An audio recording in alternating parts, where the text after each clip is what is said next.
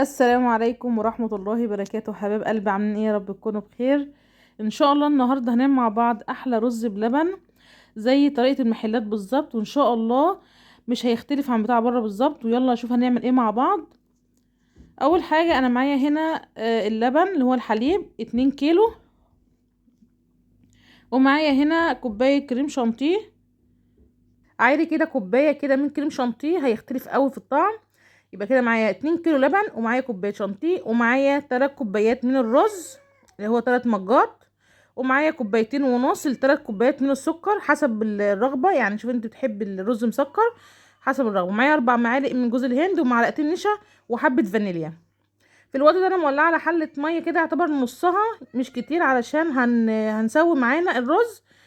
قبل ما اضيف الرز كده انا نقعت ال3 كوبايات اللي هي الرز حوالي ربع ساعه في ميه لوحدها كده على المطبخ، على ما الميه تغلي، واجهز كل المكونات.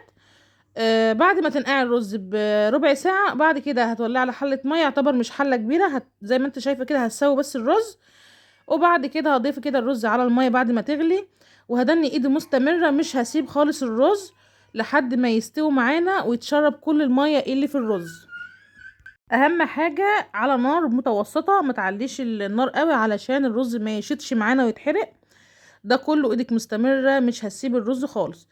زي ما انت شايفه كده بدأ يغلي معايا كده، برضو ايدي مستمره، ما سبتش الرز ثانيه.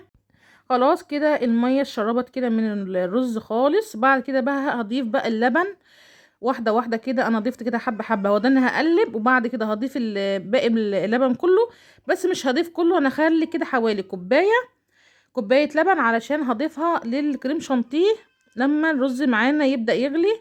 يعني هنخلي كوبايه اللي هي الاخرانيه ديت زي ما انتم شايفين الحبه دولت، هدوب فيهم كوبايه كريم شانتيه. خلاص انا هدني كده برضو مش هسيب الرز. انا حطيت كده سكر، وهدني ايدي مستمره. لو سبت الرز وعملت حاجه او نسيتيه هيشيط منك. جبت كده كوبايه اللبن اللي انا قلت لكم عليها، احط كده كوبايه الكريم شانتيه والمعلقتين النشا، وكمان حبه فانيليا. بعدين هقلب كده، هجيب مضرب صغير كده عندي عشان اقلبه. وبعد كده احط الاربع معالق جوز الهند على اللبن الكريم شانتيه، علشان احطهم بقى في قلب الرز بلبن بعد ما يغلي معانا. بعد كده بقى زي ما انتم شايفين حطيت بقى كل المكونات في قلب كوبايه اللبن اللي كانوا باقيين. هضيف بقى كريم شانتيه اللي هي باللبن وجوز الهند والنشا والفانيليا كله مع بعض كده، هضيفه بقى على الرز بلبن علشان يدي غلوه كده. وبعد كده يبقى خلص معانا الرز بلبن. هدوه تقلبتين كده، بس اهم حاجه لازم يغلي علشان النشا يستوي معانا في رز بلبن.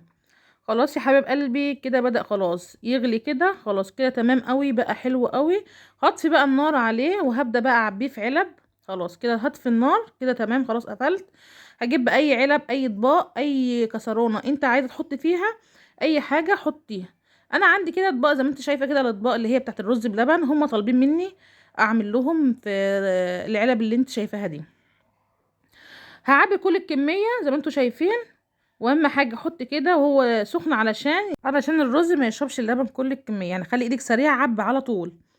لو انت عندك اللي هو الفخار اللي هو الصغير كده، الاطباق كده بتاعت الفخار، عايزه تعبيها كده زي ما انتم شايفين كده، زي ما بتعبي الرز بلبن كده، وتحطوها بقى تدوها زي وش كده في قلب الفرن، بتبقى تحفه. بعد كده يا حبايب قلبي انا هعبي بقى كل العلب زي ما انتم شايفين كده، هعبي كله وهرجع لكم بعد ما اخلصه.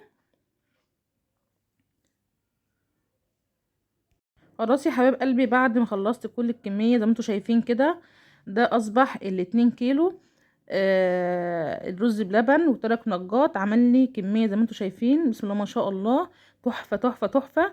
جربوه نفس الطريقة، والله ما يختلف عن بتاع بره بالظبط وزي المحلات. لو عجبكم يا حبايب قلبي الرز بلبن بتاعي، ما تنسوش تشتركوا في القناة وفعلوا الجرس علشان يوصلك كل جديد. واحلى كومنت كده، واحلى لايك، احلى اخوات في الدنيا. والسلام عليكم ورحمة الله وبركاته.